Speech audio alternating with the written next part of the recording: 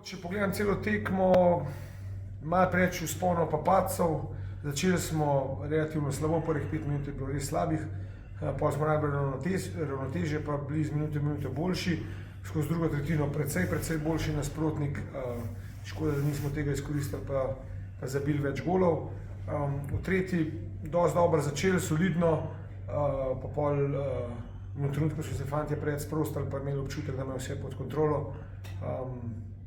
Tako da upam, da so se iz te tekme nekaj naučili in da bomo jutri znali začeti dobro in vztrajati na tem nivoju skozi celo tekmo. Je bilo pa veliko dobrih stvari, veliko discipline, če primerjam z lanskim začetkom, sploh glede favlov, glede delo nog, delo palc, obrambno zelo solidno, vsaj 5 na 5, tudi Pike je naredil svoje delo dobro, powerplay zelo dober, nažalost brez gola, ampak tisto, kar smo iskali, smo tam dobili.